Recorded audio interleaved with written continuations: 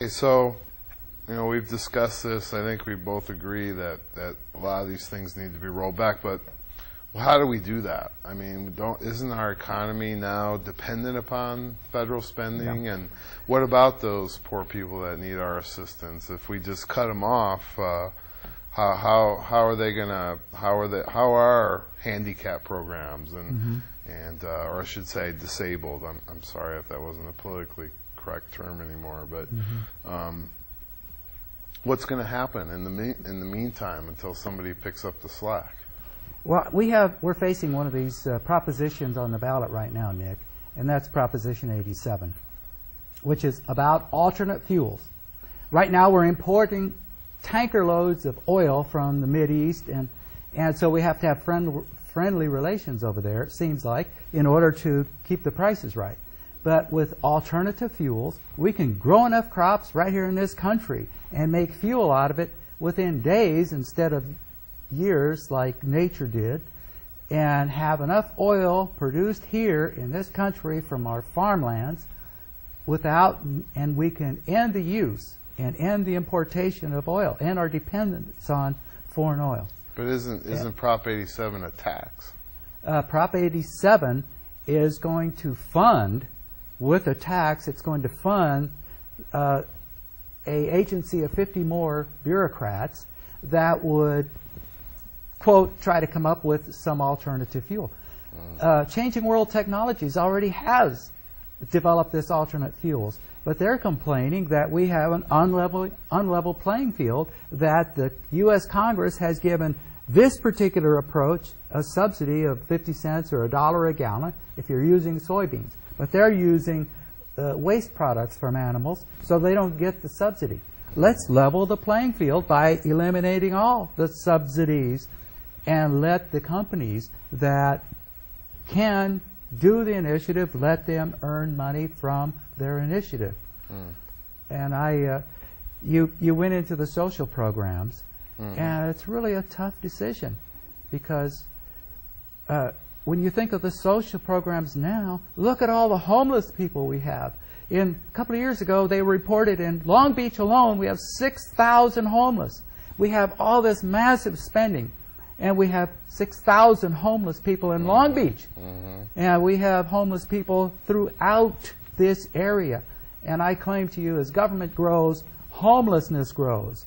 We need to back off the government so people can take care of help their neighbors via the church and charity, not via the government. The government doesn't work. Well, I'm old enough to remember the day when on the federal income tax 1040 form, on the front line, if you made charitable contributions, it came right off the top of your income. You didn't have to itemize, you didn't have to do anything else. It was because there was a time when those contributions were valued as being social contributions. And to say you don't want the government to spend money on homeless people is not being necessarily, non-charitable, because I believe wholeheartedly we should be sharing our wealth with those who can best distribute it. And as you said, I don't think that's the government. So,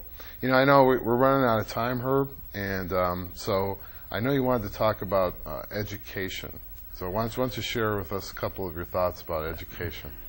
Our high schoolers rank about 20th in the world in certain math and science tests, and we keep pumping more and more and more money into education.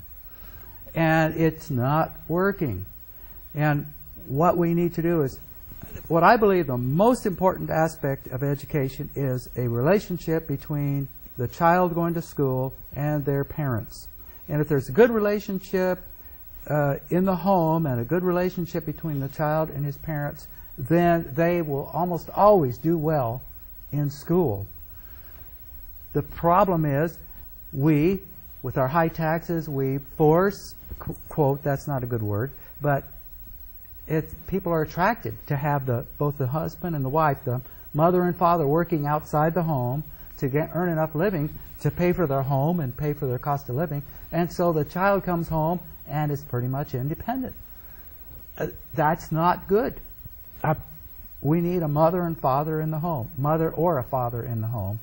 And I believe that probably the best course of action for teaching your child, if you can do it, is homeschooling. And the records show that even a person who dropped out of high school, who homeschools their children do better than the people that attend government schools on the average.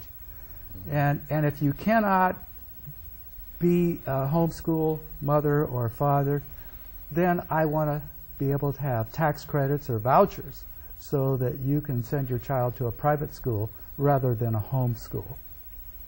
And I would venture to hope that eventually all of our education is non-government. And one of the big reasons I say that is at the beginning I said I believe in creation. Well, a lot of people don't. A lot of people believe in evolution, and they say they're supported by science. And so the government agrees with that, and so they teach evolution in school, but don't teach creationism. And I say, Nick, it takes every bit as much faith to believe in evolution as it does to believe in science. I strike that, to believe in creation. Well, Herb, as a high school biology teacher myself, I would have to agree with that statement. But unfortunately, we're out of time, so we don't have any more time to elaborate on that point. But I'd like to thank you for joining me today. I hope you enjoyed the experience. I hope our viewers may have enjoyed hearing a little bit of an alternative view about politics and the world around us. And Herb Peters. Please say my website, www.herbpeters.com. Spell it. www. We'll put it up on the screen right now. It's www.herbpeters.com. Right? Okay, so Herb, candidate for our 36th Congressional District, I'd like to thank you for being with me today, and good luck to you in November. Thank you very much. Okay, thank you.